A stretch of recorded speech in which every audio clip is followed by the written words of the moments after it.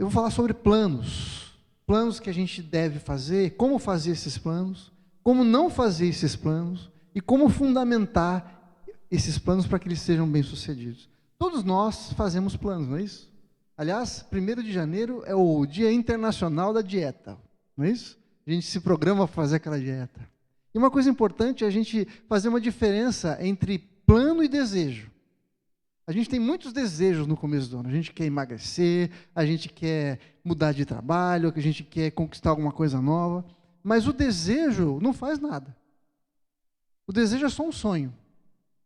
E ele vai ser só um sonho se ele permanecer só sendo um sonho. Se você não fizer nada além de sonhar, ele não vai sair do lugar. Portanto, o plano, quando a gente faz planos, a gente tira os sonhos do papel e elabora estratégias para realizar aquilo que a gente está desejando. Não é isso? Por exemplo, se você quer emagrecer, você precisa traçar um plano de dieta, um plano de exercício. Precisa decidir comer menos e gastar mais calorias, não é isso?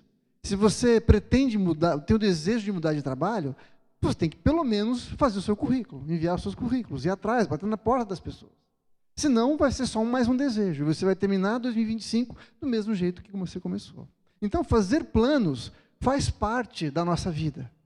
Fazer planos revela os nossos desejos e as nossas prioridades. Lá em Provérbios, capítulo 21, verso 5, diz assim: os planos do diligente tendem à abundância, mas a pressa excessiva à pobreza. Ou seja, se você faz planos, você está na direção de ser bem-sucedido. Mas se você faz as coisas de qualquer jeito, com pressa, sem planejamento, você vai ir à pobreza, vai ir à ruína. Benjamin Franklin diz o seguinte, que se você falhar em planejar, é como se você estivesse planejando falhar. Se a gente não planejar algo, a gente está planejando falhar.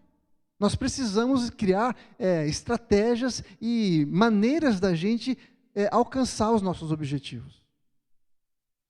Agora, no texto que eu quero ler para você, que está lá em Tiago, capítulo 4, e eu peço agora que você abra lá, a partir do verso 13, diz assim,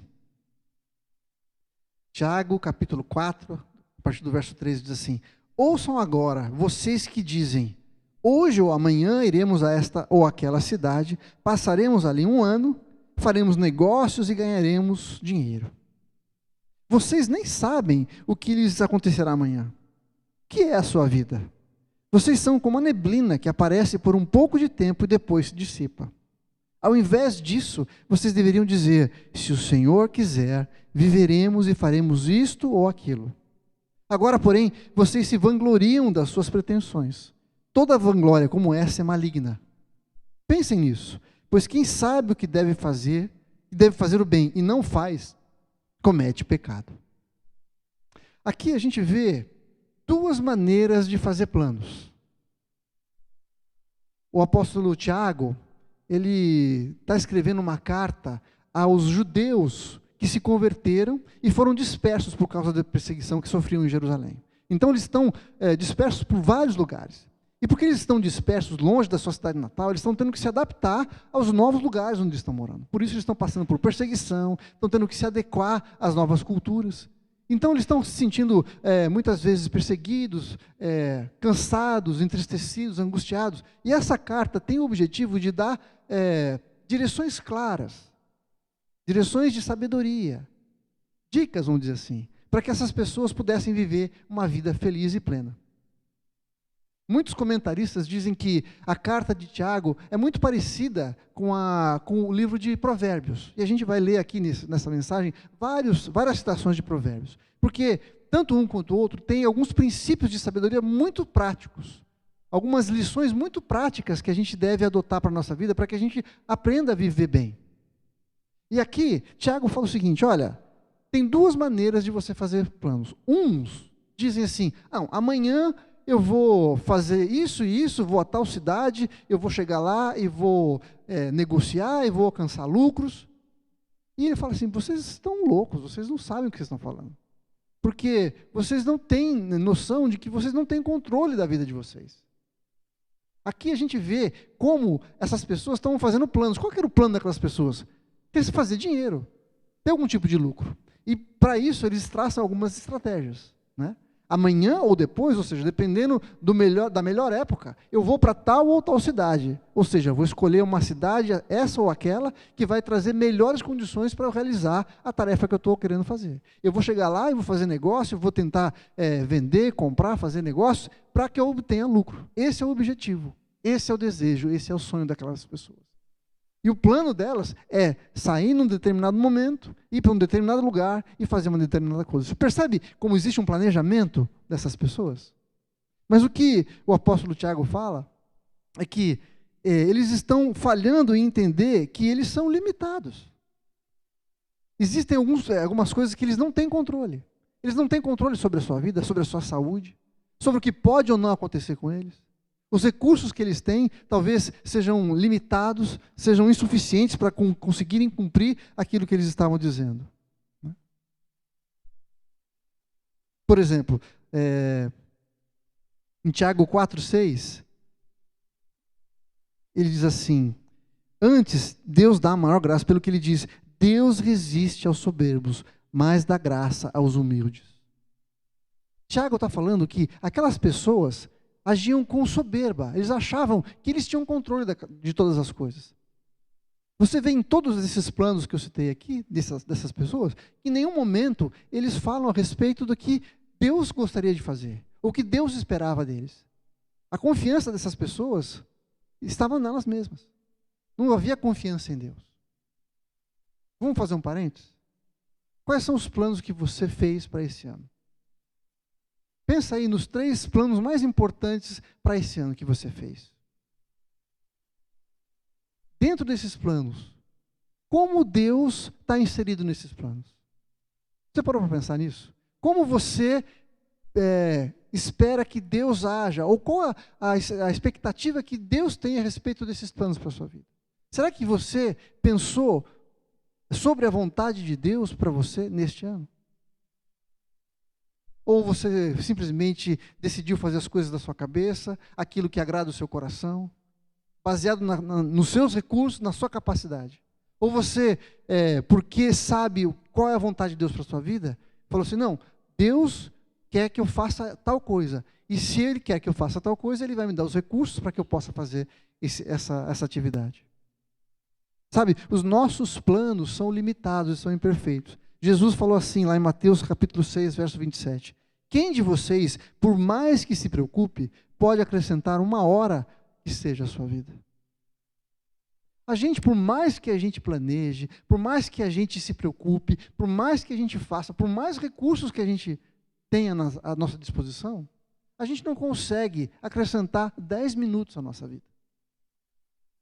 Porque a gente não tem controle sobre todas as coisas. Talvez um acidente possa ceifar a sua vida. Talvez aquele recurso que você tinha guardado para cumprir ou para fazer aquele seu plano foi roubado de você. Então nós somos limitados. Quando nós dependemos da nossa força, das nossas capacidades, a gente fica sujeito a fracassar. Por isso que o apóstolo Tiago falou assim: vocês são loucos. A vida de vocês é muito efêmera. Ele compara a nossa vida a uma neblina, a um sopro. Uma neblina é alguma coisa que vem e imediatamente vai embora. Ela não tem poder de fazer nada com a gente. Ela é um pozinho, um arzinho, não é isso? Ele compara a nossa vida a isso.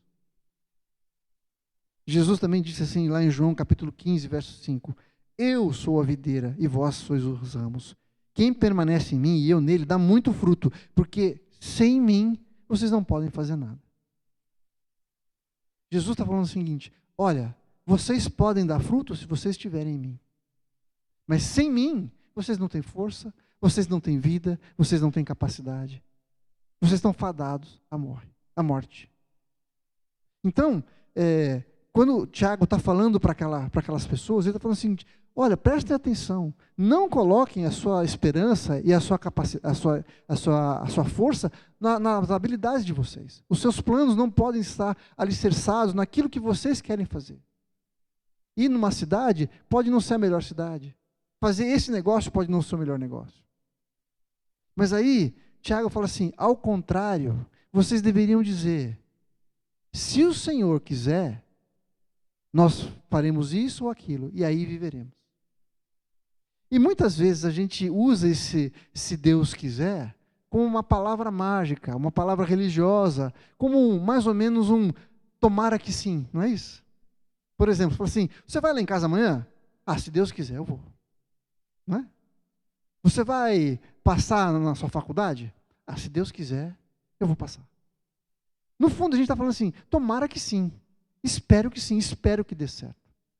Mas, na verdade, mais do que uma palavra mágica, um ritual mágico, uma superstição que a gente desenvolveu, ou uma maneira da gente tentar parecer um pouco mais espiritual, tentando colocar Deus no meio dos nossos negócios, essa frase, se Deus quiser, se for da vontade de Deus, tem muito mais a ver com a maneira como nós nos alicerçamos naqueles planos que estamos fazendo. O que nos garante que a gente vai ser bem-sucedido nos nossos planos?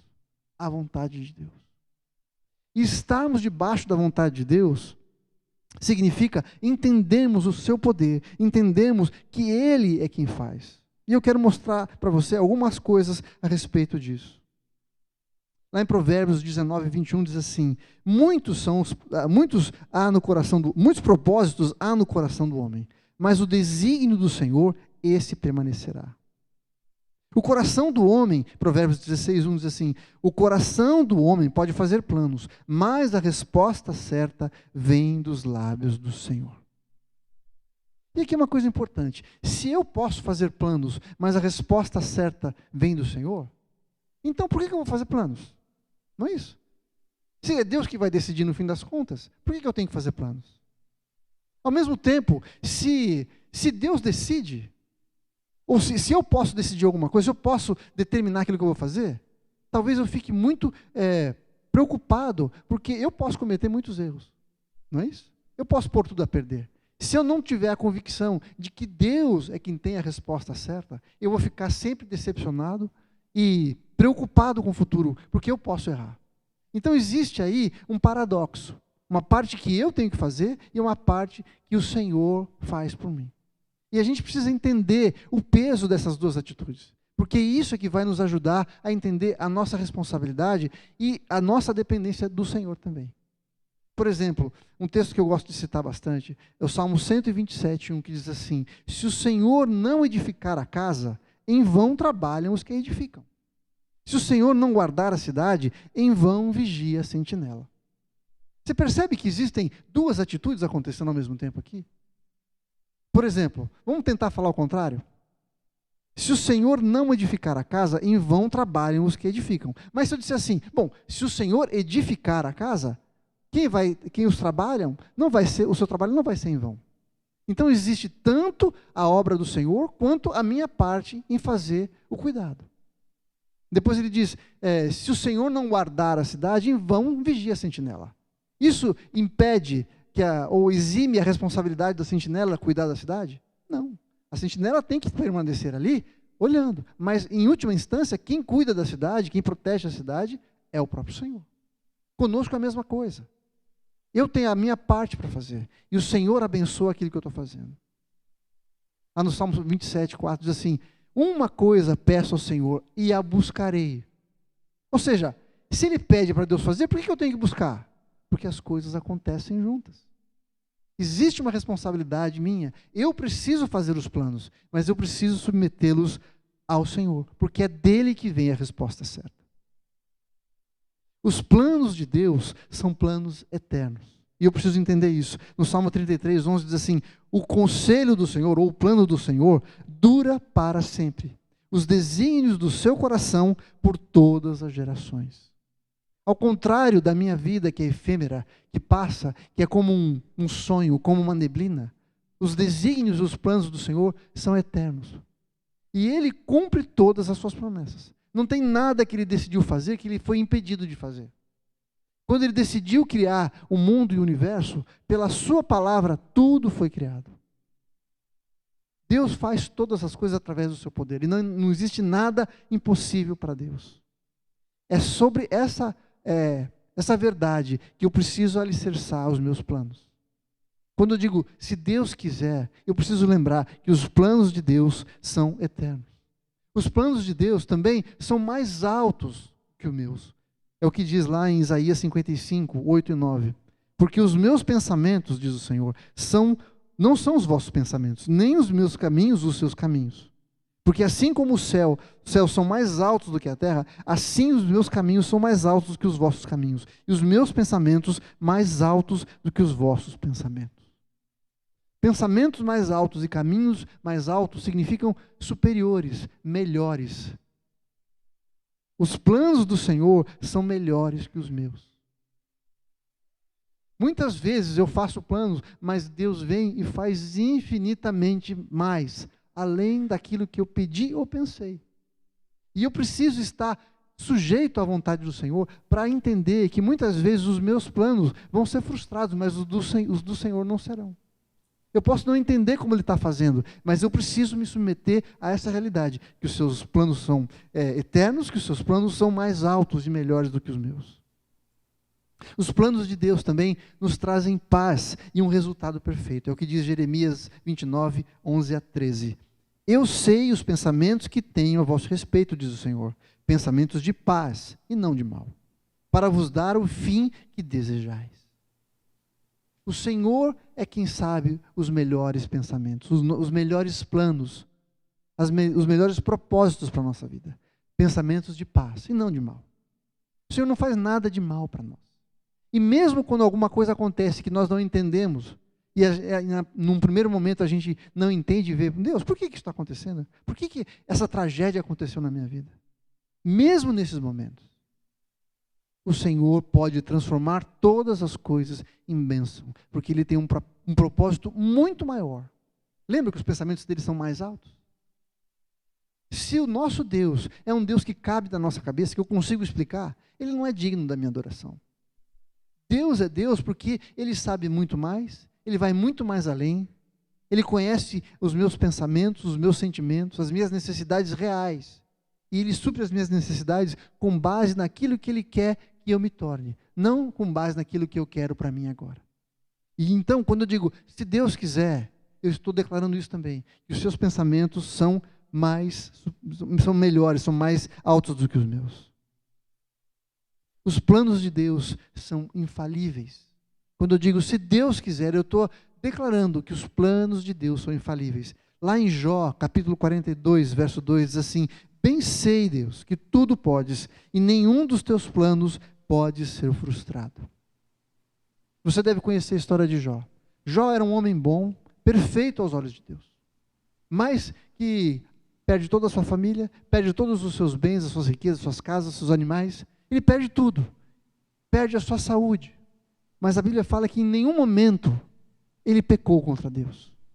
Mas ele questiona Deus, fala, Deus, por que isso está acontecendo comigo? Afinal de contas, eu sou um homem justo, eu faço tudo o que te agrada, por que isso está acontecendo comigo?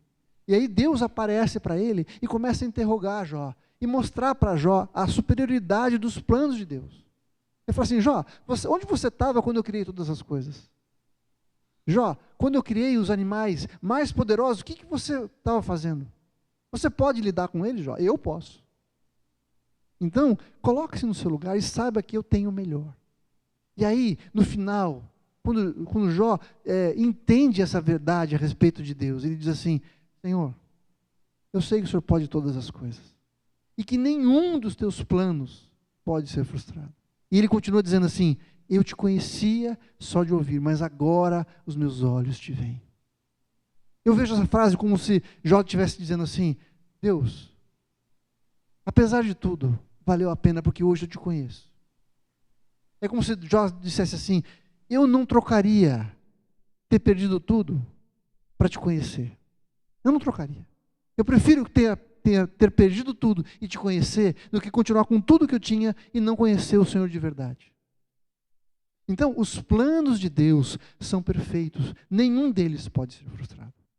E para Jó, que não entendeu nada, no final da sua vida, no final daquela provação pela qual ele passou, ele fala assim, Deus, valeu a pena, porque hoje eu te conheço mais. Então, quando você acha que tudo deu errado, saiba que não deu errado. O Senhor continua no controle, e os seus planos são perfeitos e infalíveis. Então, quando eu digo, se Deus quiser, eu estou declarando que os planos de Deus são perfeitos e infalíveis. Deus tem toda a capacidade e o poder para cumprir todos os seus planos, fazer tudo o que Ele deseja. Não existem impedimentos para Deus. Em Daniel capítulo 4, verso 35, diz assim: todos os moradores da terra são por Ele, por Deus, reputados em nada. E, segundo a sua vontade, Ele opera com todo o exército dos céus e os moradores da terra. Não há quem lhe possa deter a mão, nem lhe dizer: o que você está fazendo, Deus? Deus tem todos os recursos necessários para fazer tudo aquilo que Ele deseja fazer. Tudo que Ele deseja e tudo que Ele quer fazer. E ninguém pode chegar para Deus e falar assim: por que o Senhor está fazendo isso? Porque a sua vontade é boa, perfeita e agradável. Agora, quando a gente entende essas verdades, a gente precisa saber que a vontade de Deus para nós, os planos de Deus para nós, são superiores, são melhores. E Tiago termina esse texto que nós lemos dizendo o seguinte: aquele que sabe o que deve fazer e não faz, peca. Ele condena a soberba e a arrogância daqueles que fazem planos sem incluir Deus nos seus projetos. E no final ele diz assim: olha, se você sabe que tem que fazer o bem e não faz, você está pecando. Qual é o bem que nós devemos fazer? Do que Tiago está falando? Qual é a vontade de Deus para nós? O que Ele espera de nós? Que nós incluamos o Senhor nos nossos planos. Na verdade, é que nós peçamos a Deus que nós possamos ser incluídos nos planos dEle. Os planos dEle são melhores que os meus. Então, eu não vou fazer planos para satisfazer as minhas necessidades, os meus desejos só, mas vou fazer planos que contribuam para cumprir o propósito de Deus para a minha vida e para este mundo. Deus nos colocou aqui com um propósito. Ele tem um chamado para nós. E quando nós cumprimos esse chamado, os recursos ficam à nossa disposição para cumprir o nosso chamado. Nós somos cheios do poder de Deus, como nós vimos na semana passada, quando Gideão vai e quebra os altares e constrói um altar para Deus. Ele é cheio do poder do Espírito Santo para cumprir o chamado de Deus para a sua vida. Eu quero mostrar para vocês que o nosso chamado está em Deus. Lá em Efésios capítulo 2, a partir do verso 4, diz assim: mas Deus, sendo rico em misericórdia, por causa do grande amor com que nos amou, e estando nós mortos nos nossos delitos, nos deu vida juntamente com Cristo. Pela graça vocês são salvos. Juntamente com Ele nos ressuscitou e nos fez assentar nos lugares celestiais em Cristo Jesus. Ele mudou a nossa situação de morte para a vida. Ele nos ressuscitou. E aí Ele nos dá poder e autoridade. Ele nos assentou nos lugares celestiais em Cristo Jesus, para mostrar nos séculos vindouros a suprema riqueza da sua graça. Esse é o objetivo, esse é o sonho de Deus, mostrar a sua graça e riqueza.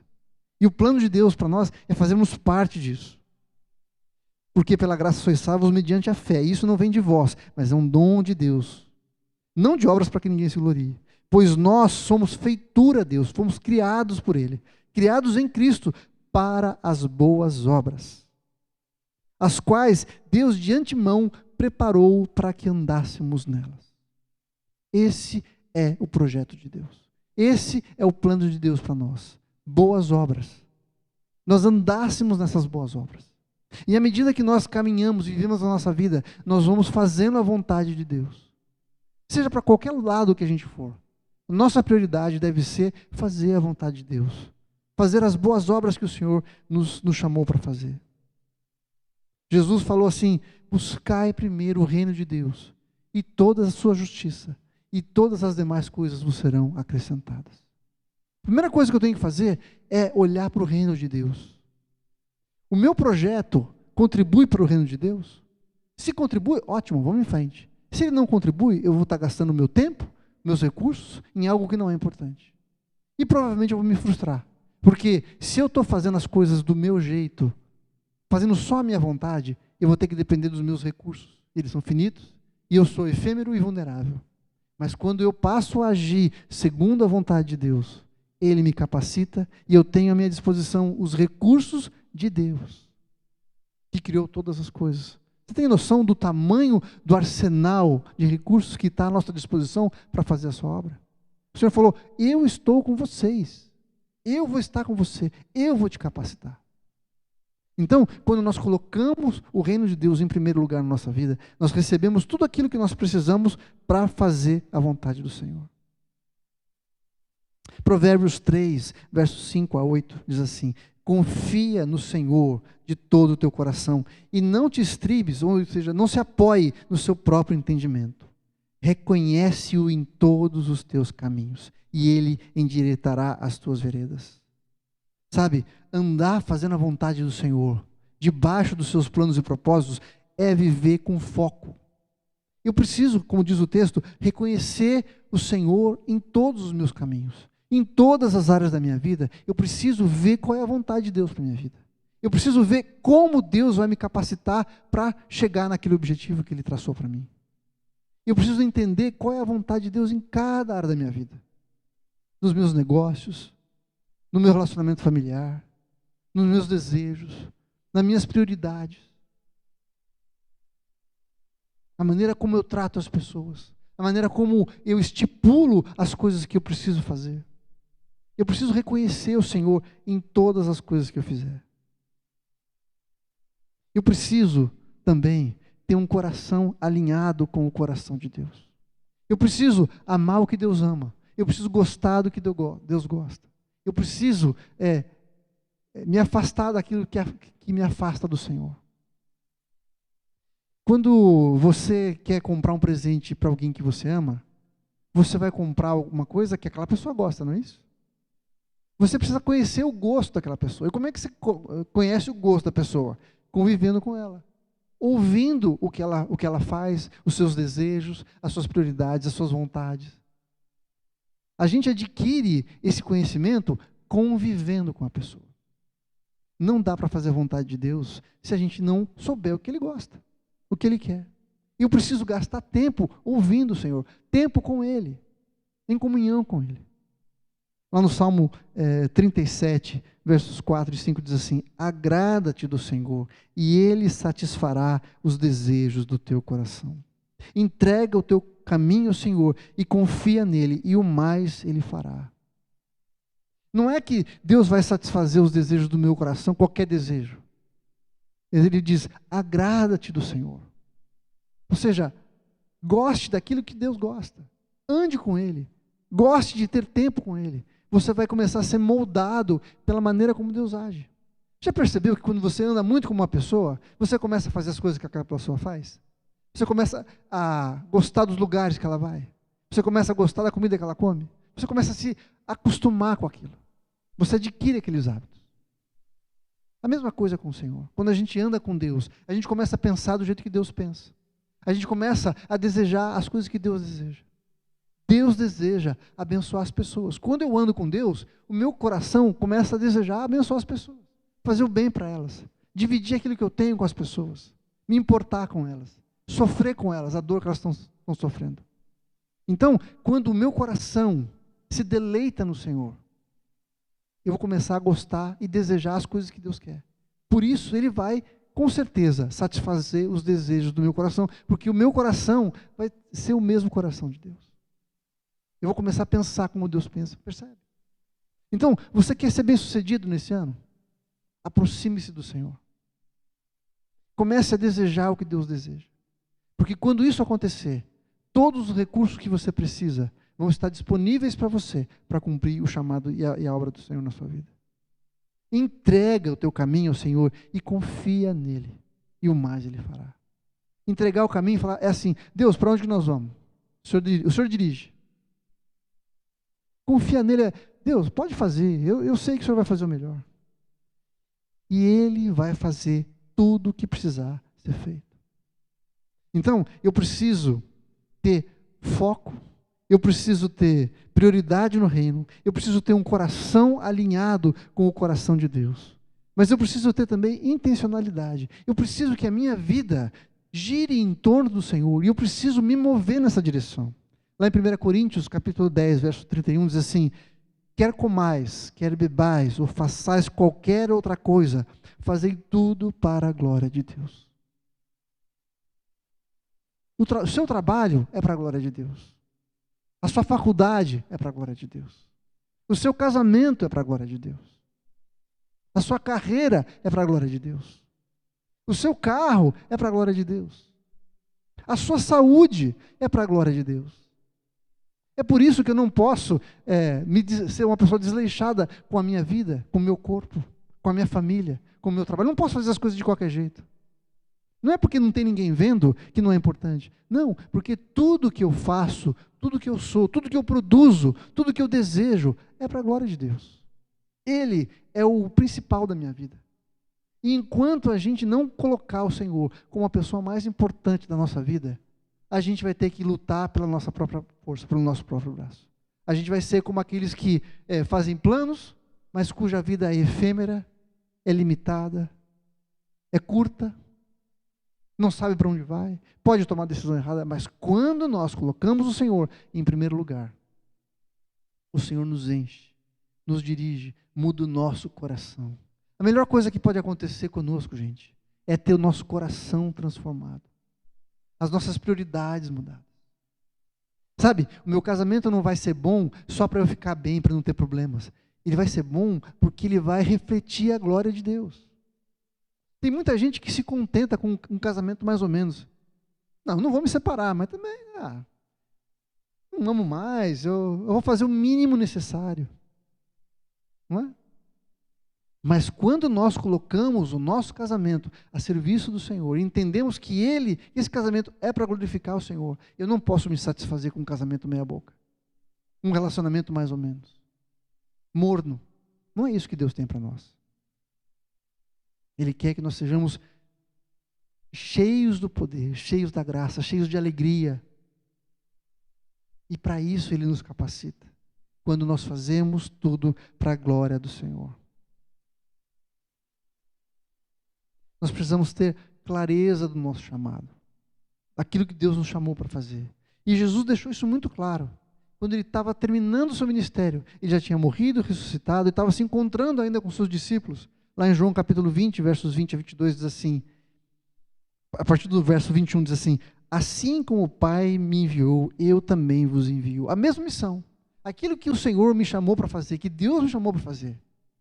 Curar os enfermos, trazer libertação para os cativos, apregoar o ano aceitável do Senhor, falar da bondade de Deus para as pessoas. O Senhor me chamou para fazer isso.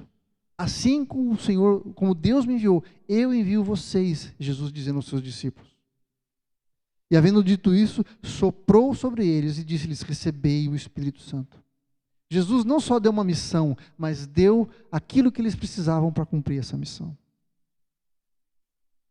Mateus 28, 18 a 20 também diz: Jesus, aproximando-se deles, disse: toda autoridade me foi dada no céu e na terra. Ide, portanto, e fazei discípulos de todas as nações, batizando-os em nome do Pai, do Filho e do Espírito Santo, ensinando-os a guardar todas as coisas que vos tenho ordenado. Eis que estou convosco a todos os dias até a consumação do século. Você quer ter um ano feliz e próspero e bem-sucedido? Não faça assim: eu vou fazer isso porque isso é o melhor para a minha vida. Pergunte para o Senhor o que Ele quer de você, o que Ele espera de você. E diga de verdade: se Deus quiser, faremos isso ou aquilo. E viveremos. É isso que o Tiago fala. Não deixe de fazer o bem, porque isso é pecado. E qual é o bem? Fazer a obra de Deus, o chamado de Deus para a nossa vida. Se Deus quiser, é mais do que uma palavra mágica. É um estilo de vida. É um estilo de submissão à vontade do Senhor. É reconhecer o seu poder. É reconhecer que os seus planos não falham, que eles são melhores que os meus. E que Ele pode nos transformar e nos levar a sermos bem-sucedidos. E tirar de nós, sabe, aquele peso de tentar conseguir fazer alguma coisa pela nossa própria força. É Ele quem vai à nossa frente. É Ele quem vai nos capacitar. Precisamos sim fazer planos. Porque senão vão ser só desejos que não vão sair do papel. Mas esses planos precisam ser submetidos à vontade do Senhor. Para que a gente não perca tempo. Para que a gente não coloque a escada no muro errado, sabe? Todo o nosso esforço seja para cumprir aquilo que o Senhor nos chamou para fazer. E isso vai nos trazer plenitude de vida, alegria e paz. Porque o Senhor vai conosco, vai à nossa frente e vai nos capacitar. Se Deus quiser. Se Deus quiser. O nosso Deus é poderoso. Nenhum dos seus planos pode ser frustrado.